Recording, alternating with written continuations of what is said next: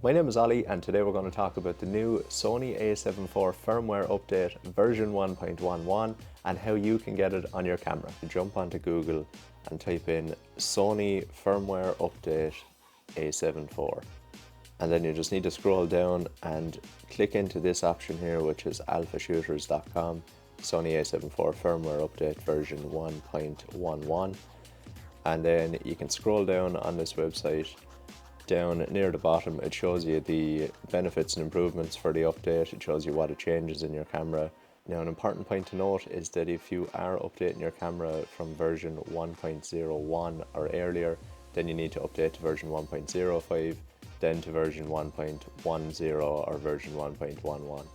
So if you scroll down here a little bit more, you can see the section for the updates. You've got the US updates and the UK, so I'm over on the North American side of the world, so I'll be clicking into the US version for version 1.11.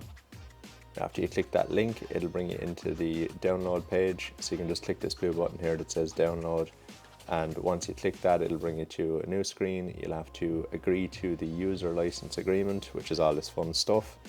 So scroll to the bottom, hit download, and then I assume that, like me, you don't want to create an account, so download now without an account.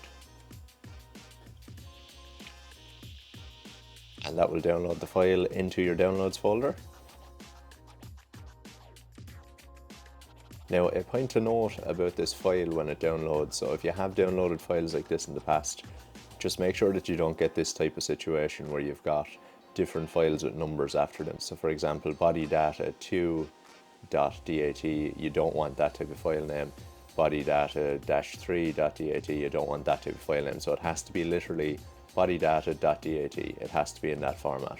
So just make sure that when you download it, that if you have downloaded files previously, that you get rid of those files and that you rename the latest one that you downloaded as body data.dat.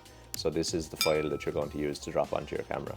Now, this is important because if you do download the file and it's got a number in it, or if it's not that exact file name, then it won't allow you to update when you go into the camera because it won't recognize it as that particular file type.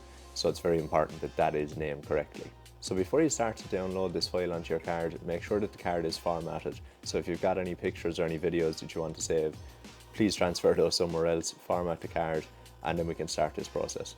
So you want to remove your SD card from your camera after you formatted it, put it into your computer, and then drag the file that you just downloaded, that body data.dat file, onto just the main root folder of your memory card.